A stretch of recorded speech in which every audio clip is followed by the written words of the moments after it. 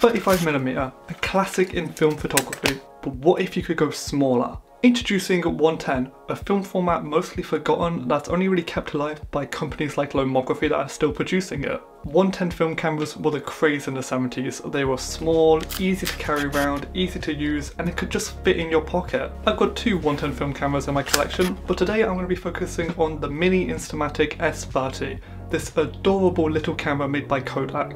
And of course, it fits perfectly in your pocket.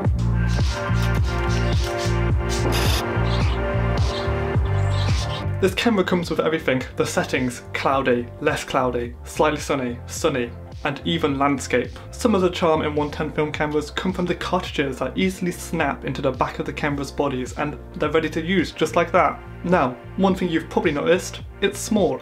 Considerably small. Comparing it to 35mm, yeah, it's tiny, and size is definitely one of the reasons why these cameras went out of fashion. There's a few other forgotten formats, stuff like 127, 126, APS, that are all smaller than 35mm and have all kind of just been discontinued over time. Advances in point and shoot technology and compact cameras really just led 35mm to be the best consumer friendly camera, making 110 cameras kind of redundant. But like I mentioned before, companies like Lomography are still making 110 film, so I thought, why not give it a shot? They sell a selection of different film stocks, so I bought their Lomo Tiger 200 and I loaded up the camera.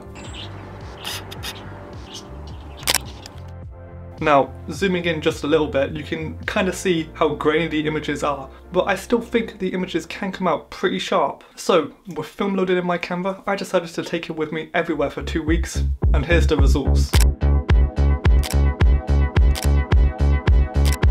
I also took out with me my Olympus AF1 Super, a 35mm compact camera, and I thought I'd take the same composition on that camera and compare the two formats. The mini Instamatic has a 28mm lens compared to the 35mm on the Olympus, so the compositions may be a little bit different, but they're still the same. Both film stocks have rendered these colours beautifully. However, you can definitely see the difference in grain just zooming in even a little bit on the 110 compared to the 35mm. There's definitely a certain charm to how grainy and just compact these images are.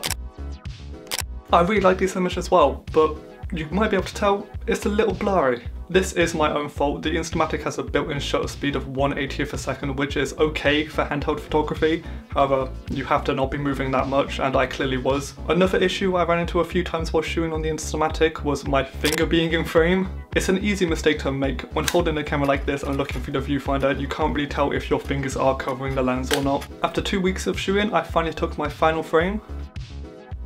And of course my finger was covering part of the image. Unloading the camera is really easy, you just keep advancing until the cartridge is ready to take out. I dropped my film off at the lab and got my negatives back and scanned them at my uni. I really like how the negative borders look in these images. I have cropped them out for this video, but on my Instagram, link in the description by the way, I have posted them with the borders because I think it really adds to the image. So, 110 film. Is it worth it? To say it simply, it's not amazing, but there definitely is a charm and characteristic to the images. Also the 4:3 aspect ratio, oh, I love it. Some of the results I have got are definitely nice, but I can't tell if I like it because it's gimmicky or because of the images actually being nice. There are some crazy cool 110 film cameras you can get, like the Pentax 110 Auto. That thing is adorable, and it's definitely a format I'd love to experiment more with. However, the price of the film and developing costs are definitely hard to justify, especially when 35mm is technically superior. I'd much rather spend my money on a roll of Kodak Gold than Lomo Tiger.